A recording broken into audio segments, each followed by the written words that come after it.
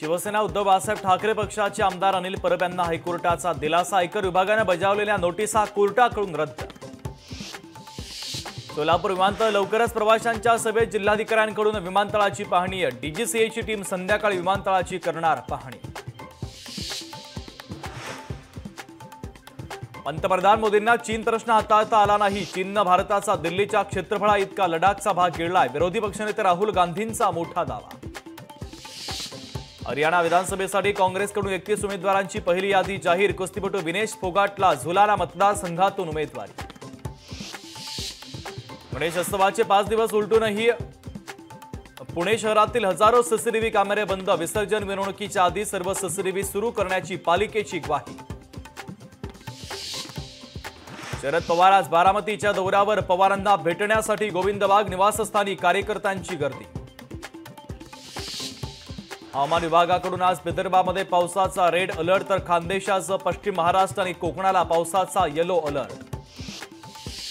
जायकवाडी धरणाचे 18 दरवाजे उघडले। जायकवाडीतून 9432 क्युसेक वेगाने पाण्याचा विसर्ग। गोदावरी नदीपात्रात पाण्याचा विसर्ग सुरू।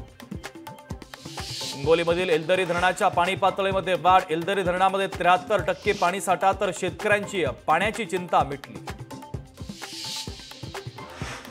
रिझर्व्ह बँकेच्या ऍक्सिस आणि एचडीएफसी बँकेला दणका। बँकिंग नियमांचं उल्लंघन केल्यानं तब्बल 2.91 कोटींचा दंड।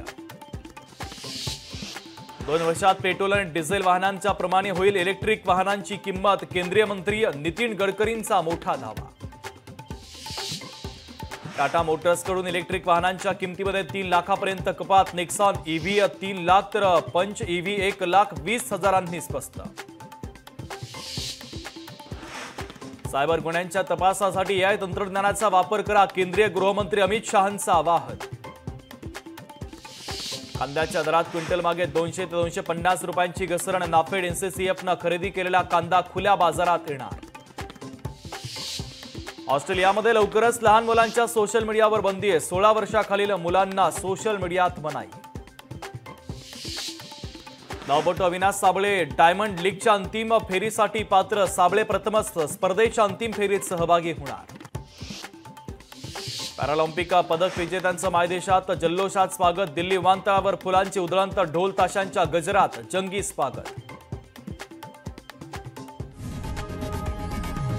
लोकशाही मराठी ऐका, पहा, जागरूक रहा।